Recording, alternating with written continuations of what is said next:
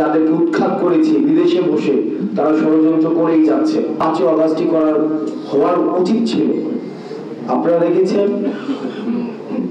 এটি না হওয়ার কারণে এই যে ফেসিবাদের পক্ষের যে শক্তিগুলো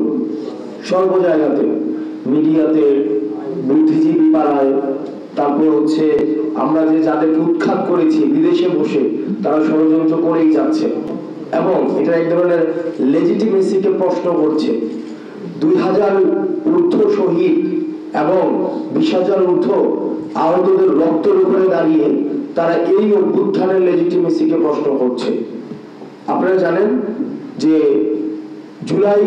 অভ্যুত্থান, যে গণ অভ্যুত্থানটি হয়েছে, এই গণ অভ্যুত্থানের মধ্য দিয়ে মানুষ 72-এর মুজিববাদী সংবিধানের বিপরীত অবস্থান নিয়েছে। এই যে মানুষ 72-এর মুজিববাদী সংবিধানের বিপরীত অবস্থান নিয়েছে, এটি একটি লিগ্যাল ডকুমেন্টেশন থাকা উচিত। সেই জায়গা থেকে আমরা আগামী 31 ডিসেম্বর 2024 বেলা 3 ঘটিকায় ছাত্র জনতার উপস্থিতিতে 31 ডিসেম্বর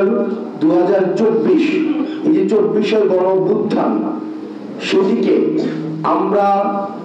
আমাদের যে গণ আকাঙ্ক্ষা যে আমাদের তৈরি হয়েছে অভ্যুত্থানকে ঘিরে এবং মানুষ যে স্বপ্নে এই 72-এর সংবিধানের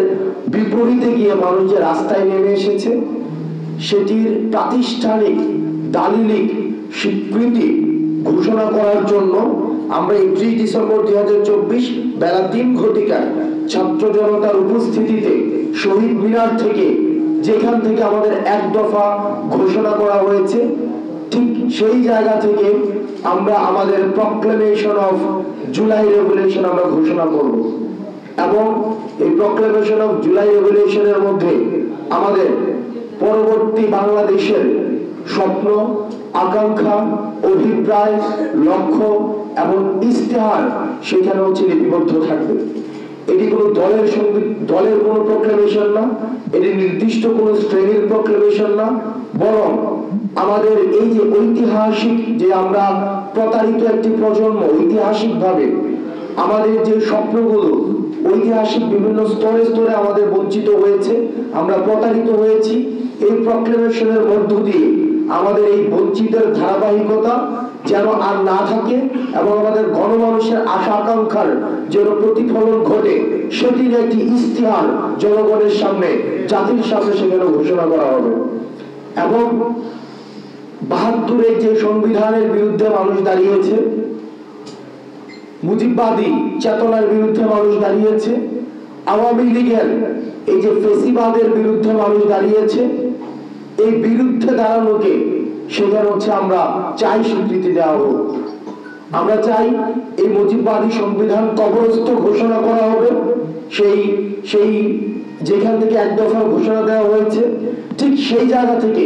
মুজিববাদী 72-এর সংবিধানের কবর রচিত হবে। ঠিক সেই জায়গা থেকে আওয়ামী লীগ বাংলাদেশের প্রেক্ষাপটে একটি অপ্রাসঙ্গিক একটি রাজনৈতিক দল, যারা গণমানুষকে মানুষ হিসেবে স্বীকৃতি না দিয়ে নির্যাতন, নিপীড়ন, গুম এবং খুন এবং হত্যার যারা রাজনীতি করেছে, যারা জনগণের বিপরীতে, আশা আকাঙ্ক্ষার বিপরীতে দাঁড়িয়েছে, আমরা প্রত্যাশা রাখছি এই জুলাই প্রক্লেমেশন অফ জুলাই রেভলিউশনে এই নাৎসিবাদী এই দলটিকে সেখান থেকে বাংলাদেশে অপ্রাসঙ্গিক ঘোষণা করা হবে এবং মানুষ যে স্বপ্ন নিয়ে এখন রয়েছে যে বাংলাদেশে একটি দীর্ঘদিন বাংলাদেশে একটি বিচারহীনতার সংস্কৃতির মধ্যে দিয়ে গিয়েছে, আমরা চাই এই শহীদ মিনার থেকে প্রক্লেমেশন অফ জুলাই রেভলিউশনের মধ্যে বিচার নিশ্চিতের আমরা ইস্তেহার ঘোষণা থাকবে। বাংলাদেশের প্রত্যেকটি প্রান্তিক জনপদ থেকে একদম শহর পর্যন্ত যারা 5ই অগাস্টে পূর্বে এবং 5ই অগাস্ট পর্যন্ত এবং পরবর্তী সময়ে আপনারা বাংলাদেশকে গঠন করার জন্য, বিনির্মাণের জন্য রাস্তায় নেমে এসেছিলেন, ঠিক একইভাবে